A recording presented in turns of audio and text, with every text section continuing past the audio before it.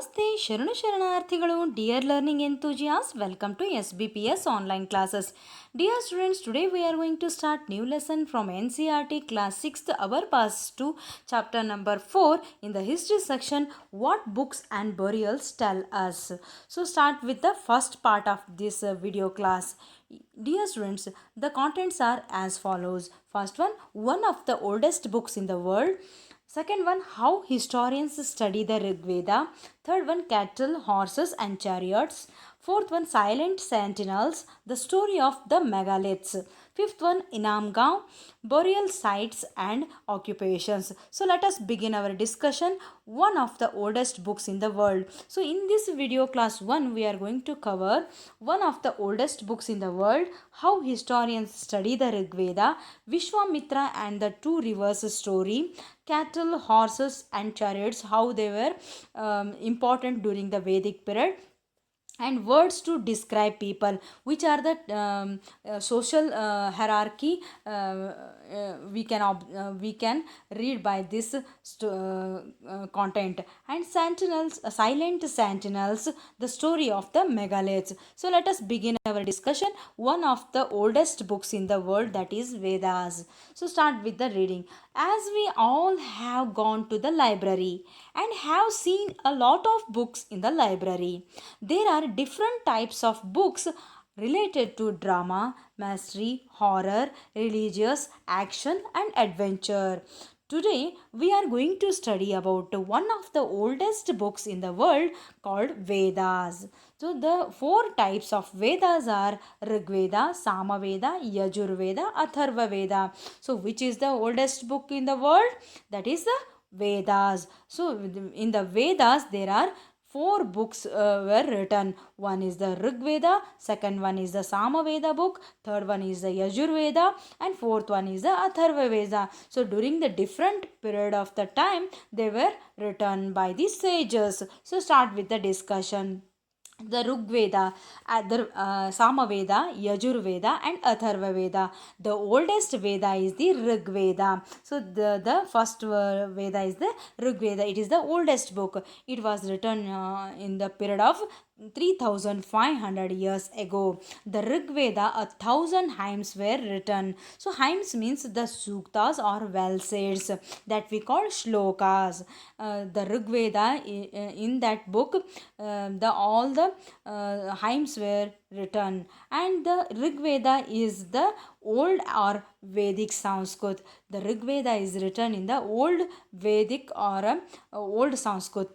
So, and who were written all the Vedas? The rishis, that we call sages, were written these books. So start with the discussion about the Rig Veda. The Rig Veda is the one of the oldest Veda. It has more than 1000 hymns, and these hymns are called suktas. So the Rig Veda, in that book, the thousands of shlokas were written, that we call suktas. The word suktas means well saids. So well saids, it is related with the sayings of the goddess or gods. And initially Rig Veda sayings were only recited. Recited means by hearted. They were not in the written form, and they were later composed and printed less than 200 years ago. So after the recited after 200 years ago, these all the suktas were composed, and they were written on the manuscripts by sages. So and these are called the printed less than 200 years ago. And rishi, that we call guru or a sage, and the sages were the ones who laid down the suktas and other hymns. So other shlokas as well as the suktas were written on the manuscripts during the 3500 years ago. In the Rig Veda, it is the oldest book of the Vedas, and there were three gods mentioned in that Rig Veda. So who are the gods? First one, Agni. Agni means Agni Deva, that we call god of fire. Indra Deva, that we call warrior god. And Soma Deva, plant from which a drink is made. So these and three types of gods were mentioned in the Rig Veda book. So next we go through the Rig Veda was written in old or Vedic Sanskrit, so which was very different from the present day Sanskrit. So the Sanskrit is a part of a family of languages known as Indo-European language. So the old Vedic or old Sanskrit or Vedic Sanskrit, it is a part of the Indo-European family. And not only the Vedic Sanskrit, including Assami, Gujarati, Hindi, Kashmiri, and Sindhi. So these five languages of Indian subcontinent were related with the Indo-European family or a parts of the family. And there are six languages, European languages. Those are English, French, German, Greek, Italian, and Spanish belongs to European languages. So these are the two category during the Vedic period. And we have got the knowledge about the Rig Veda. Now the Sama Veda, it is the second book of in the Veda. So it talks about the musical notes and chantings. Chanting means pronouncing the mantras or a alphabet or a word. They are during the slokas chanting time, the how to chant the spellings and the alphabet that is written in the Samaveda. So next we go to the Yajurveda. It talks about the various rituals, how to continue the way, how to perform the rituals. Those were written in the Yajurveda, and how to made the sacrifices. So sacrifices means yajnas. So during the yajna, how to do the yajnas, that all the messages written in the Yajurveda book. At lastly, the last book of the Veda that we call Atharva Veda. So Atharva Veda talks about various spells and charms. So next we go through the divisions of the Vedas. Which are the divisions?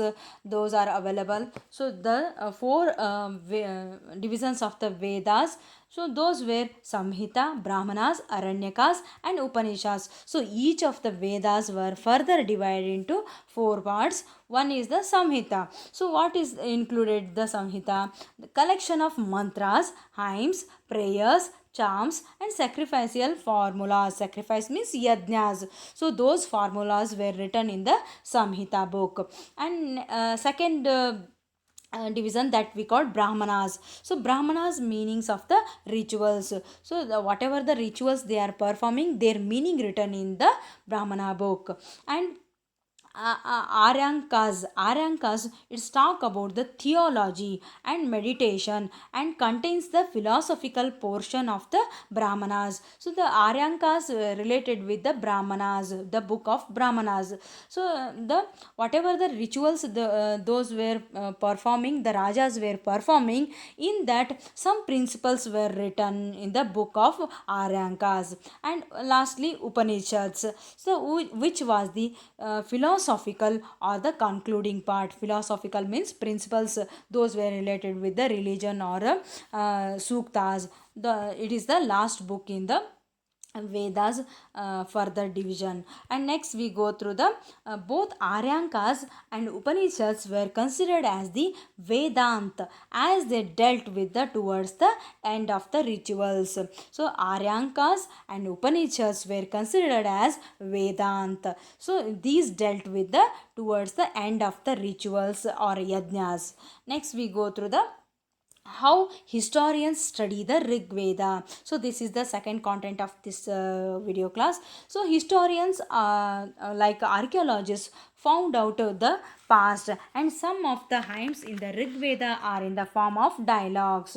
And this part of the such hymn, a dialogue between sage named Vishwamitra and two rivers story, we are going to discuss. So let us start how historians and the how historians study the Rig Veda. So start with the historians like archaeologists found out about the past, but in addition to material remains, they examined written sources as well. So let us see how the study the Rig Veda. Some of the hymns in the Rig Veda are in the form of dialogues, and this part of one such hymn, a dialogue between a sage named Vishwamitra and two rivers called the Bias and Satluj in the northwest part of our India at present day Pakistan, and on the border of the Indian subcontinent. So in between the two river and the rishi called Vishwamitra, the conversation given in this story. So the Bias and Satluj, these two rivers is considered was considered as a, or worshipped as a goddesses during the Vedic period. So let us begin the story. The Vishwamitra and the rivers. So the conversation between the Vishwamitra and two rivers. Start with the Vishwamitra. O rivers, come down from the mountains like two swift horses, like two shining cows, and lick their claws. How you so you move like chariots to the sea through the power of Indra. You are full of water and wish to unite with one another. The river said, so we who are full of water move along the path the gods have made for us. Once we start flowing, we cannot be stopped. Why do you pray to us, O sage? So Vishwamitra. Next Vishwa. Oh sisters, please listen to me. The singer who has come from a distance with his chariots and carts. Let your water not rise above our axles so that we can cross safely. The river said, we will listen to your prayers so that you can cross safely. In between the Vishwamitra and two rivers, the conversation given here. So, this story tells us historians point out that this hymn was composed in the area where the rivers flow, and they also suggest that the sage lived in a society where horses and cows were valued animals.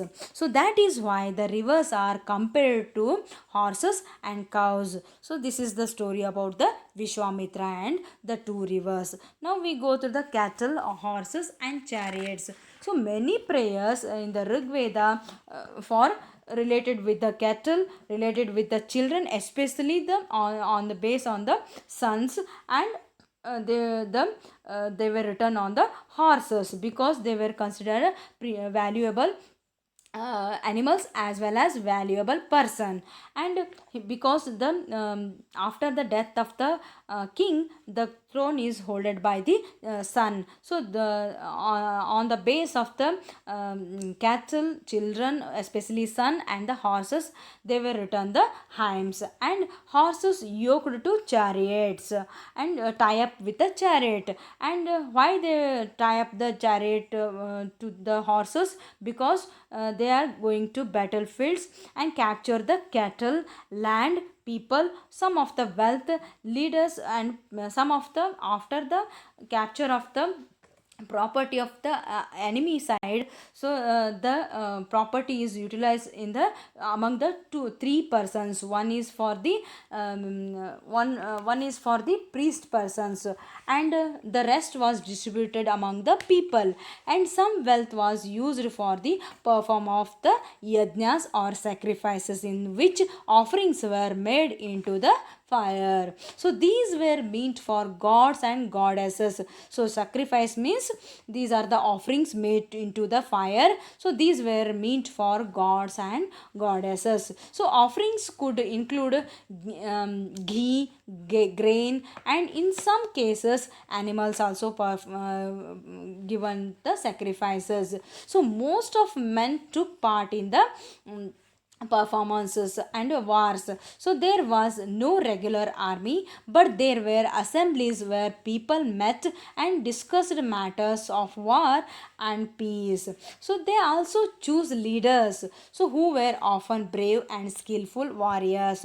So let us begin the words to describe people. So on the base of the work, the people were divided in the social category or a hierarchy. So let us begin our words to describe the terms: work they do, the language they speak, the place they belongs to, their family, their communities, culture, practices.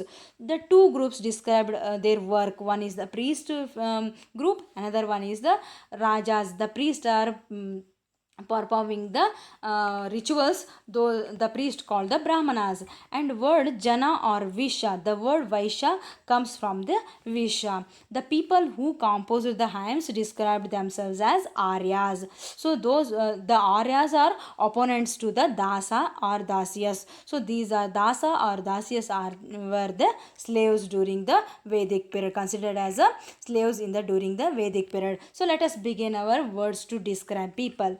Rigveda talks about the life of the people, and the various books describe the sacrifices done by the people. So various books means those are in the form of manuscripts.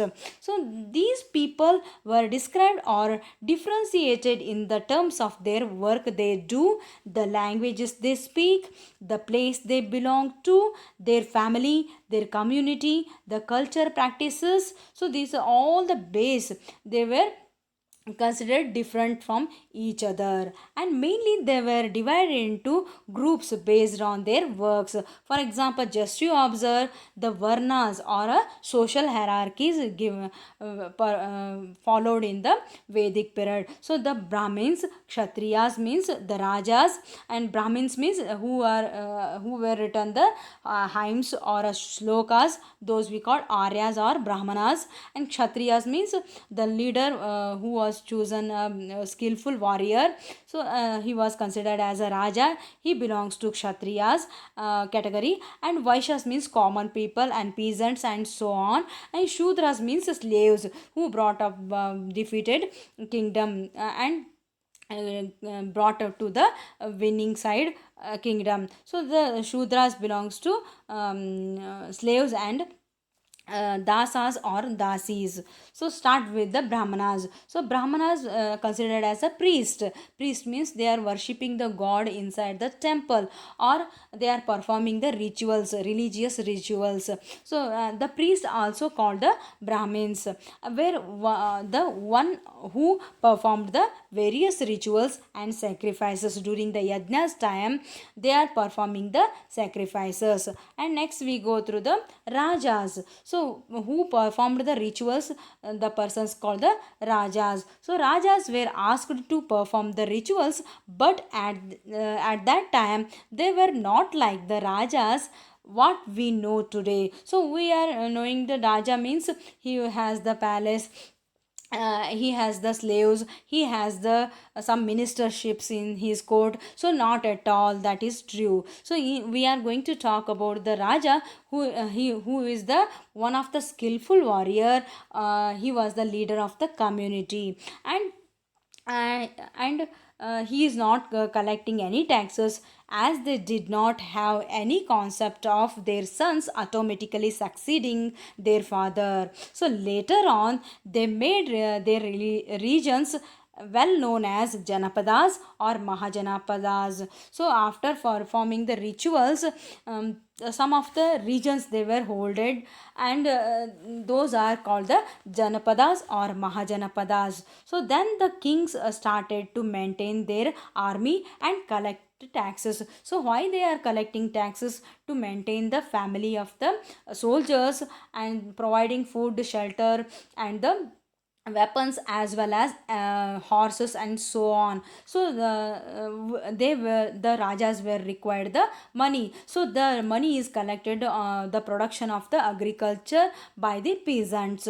So this is the tax, it is called the tax. It is for example 50% of the production of the agriculture, it is collected as a tax during the Vedic period. So next we go through the jana or visha. The common man was called Jana or Visha, and which was derived from Vaishya. So the Visha or Jana derived from the word Vaishya. So this Jana or Visha was further divided into Puru Jana, Bharata Jana, Yadu Jana. And lastly, Aryas. Who are Aryas? They were composed the hymns, those persons called the Aryas. And lastly, we are going to discuss Dasas or Dasyas. So, who are Dasas or Dasyas? The slaves captured from the war, those were considered as a Dasas or Dasyas. And then we have the Dasas who were males. So, Dasas means they were male persons, and Dasyas who were females, and they were considered as slaves, and they were captured in wars by opponent's army. So during the battlefield, the opponent's army defeated means the persons were captured and brought to the winning army. So those persons called the captured persons called the dasas or dasis, and they were treated as their property of their owners, who could make them do whatever work they wanted.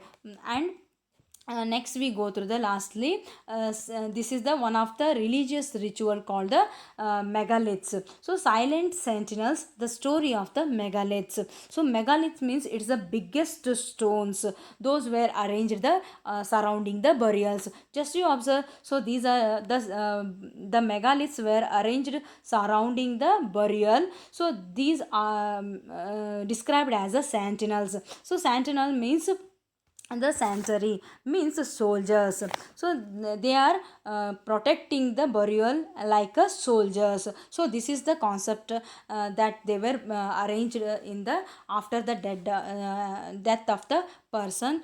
This is the one of the religious ritual they were followed in the 3000 years ago in the south part of our India and the northeast part of and Kashmir part. So start with the discussion megaliths and the burial. So while the Rig Veda was being composed in the northwest of the subcontinent, so there were other developments also like constructing buildings.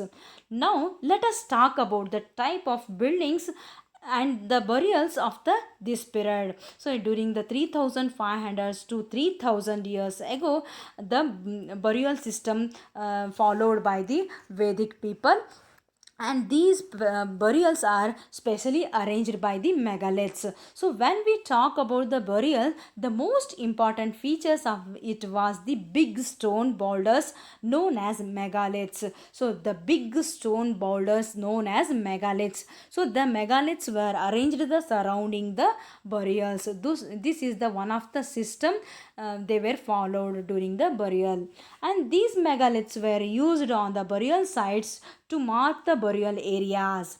The practice of erecting megaliths began about 3000 years ago. So this system of arrangement started in the about 3000 years ago, and it was prevalent throughout the Deccan, South India, in the northeast and Kashmir. So Deccan means it's a part of present day Madhya Pradesh, and some part of Tamil Nadu and some part of the Maharashtra, and South India. Totally all the states those are related with the South India. So those in the during the Vedic period they were followed the this type of megaliths and these arrangements. and there were also surface as well as underground megaliths, and they were known as cysts. Some megaliths were arranged on the burials surrounding. Sometimes megaliths were arranged inside the burial. So this is all the parts we have points we have discussed in this video class. First, in upcoming video class we will cover the more contents. Till then, bye bye, stay home, stay safe.